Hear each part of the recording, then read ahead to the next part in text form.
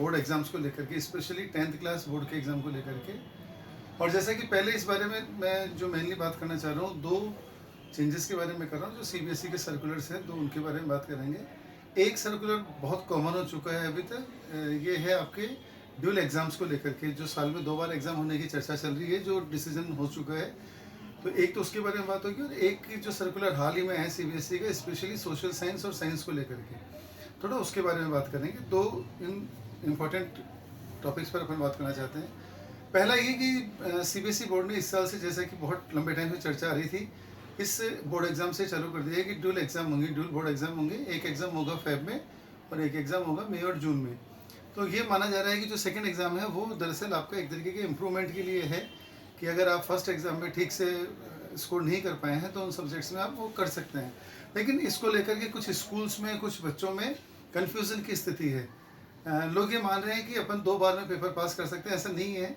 आपको जो first exam आपका फेब में लगेगा, दैट वाज कंपलसरी, और उसी ही एग्ज़ाम में आपको अपने सभी पेपर्स को क्लियर करना पड़ेगा। अगर आपका सोशल साइंस, साइंस और मैथमेटिक्स में अगर कोई इंप्रूवमेंट की गुंजाइश है, आपको लगता है कि पेपर ठीक नहीं हुआ है, तो आप नेक्स्ट अटैम्प्ट में, यानी कि जो जून में और मई और जून में एग्ज़ाम लगेगा, वहाँ इन सब्जेक्ट्स को इम्प्रूव कर सकते हैं। लेकिन ध्यान रखिएगा कि ऐसे सब्जेक्ट्स जिनमें स्कूल से लगभग 50% का स्कोर जाता है, यानी कि जिनका बोर्ड का पेपर 50 मार्क्स का हो रहा है, 50 मार्क्स का होगा, उन सब्जेक्ट्स को आप इम्प्रूव नहीं कर पाएंगे, नंबर 1। नंबर 2, जो लैंग्वेजेस हैं, जो लिटरेचर सब्जेक्ट हैं, हिंदी और इंग्लिश या बाकी लैंग्वेजेस हैं, लैंग्वेज वाले पेपर को आप इम्प्रूव नहीं कर पाएंगे। तो मेनली जो बचेंगे सब्जेक्ट वो आपके होंगे सोशल साइंस, साइंस और मैथमेटिक्स, यानी कि आप इन 3 पेपर्स को इम्प्रूव कर सकते हैं। लेकिन उसमें भी शर्त ये है कि आपको जो फर्स्ट पेपर है, यानी कि जो पेपर आपका फेब में होने वाला है, उस पेपर में ये तीनों सब्जेक्ट्स अभी क्लियर होने चाहिए। अगर आप मान लीजिए खुदा न खास्ता किसी वजह से आप इन सब्जेक्ट्स में फेल हैं, तो फिर आपका इम्प्रूवमेंट नहीं माना जाएगा।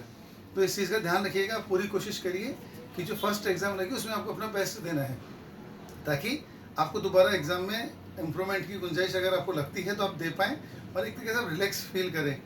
इस तरीके से जो ड्यूल एग्ज़ाम हो रहा है, इससे नो डाउट आपको स्कोरिंग में मदद मिलेगी, आपके परसेंटेज स्कोर अच्छा होगा। लेकिन ये भी बात है कि आपको फेब से लेकर के जून तक कंटिन्यूस एग्ज़ाम में ही एंगेज रहना पड़ेगा, क्योंकि आप पहले फर्स्ट बोर्ड देंगे, देन उसके रिजल्ट्स का वेट करेंगे, एंड देन आगे तो आपकी फर्दर स्टडीज़ में भी थोड़ा सा। सीबीएसई का जो सेकंड अपडेट है, जो सेकंड सर्कुलर है, वो है आपका आंसर राइटिंग को लेकर के, कि जो आंसर मेथड्स हैं, और स्पेशली ये है साइंस सब्जेक्ट और सोशल साइंस के लिए। बेसिकली ये दोनों जो सब्जेक्ट हैं, ये कुछ सेक्शंस में बटे हुए हैं। जैसे अगर अपन साइंस की बात करते हैं, तो साइंस आपका फिजिक्स, केमिस्ट्री एंड बायोलॉजी को लेकर, बायोलॉजी में डिवाइडेड है। इसी तरीके से जो सोशल साइंस है वो भी 4 सब्जेक्ट्स में है, that is political, history, geography and economics.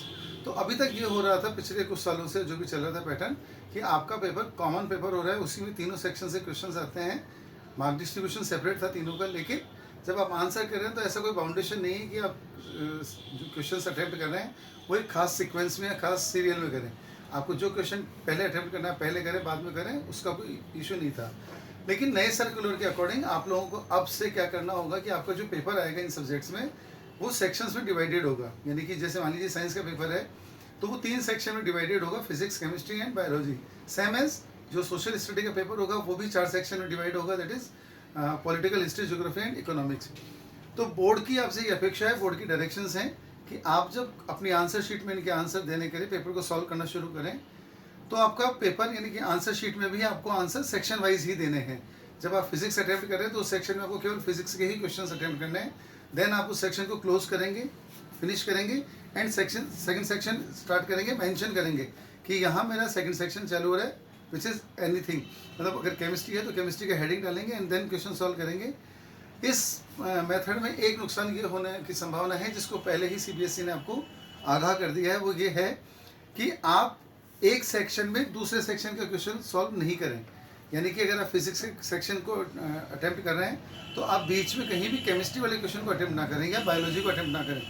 या ऐसे ही जैसे अब जब पॉलिटी कर रहे हैं तो पॉलिटी में आप हिस्ट्री, ज्योग्राफी, इकोनॉमिक्स के क्वेश्चंस को सॉल्व ना करें। अगर आप ऐसा करते हैं तो इस क्वेश्चन को चेक नहीं किया जाएगा, इवेल्यूएट नहीं किया जाएगा, और इस क्वेश्चन के मार्क्स आपको नहीं मिलेंगे।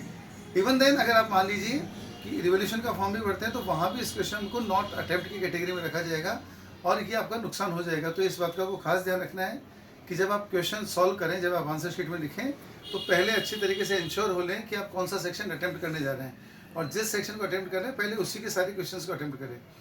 मेरी आपको एक एडवाइस रहेगी, मान लीजिए अगर आपको कोई क्वेश्चन ऐसा है जो आप उस समय अटेम्प्ट नहीं कर पा रहे हैं, तो आप एक संभावित उतना स्पेस खाली छोड़ करके नेक्स्ट क्वेश्चन कर लें, ताकि जब आप करें तो आप उस स्पेस में उसको कर पाएँ।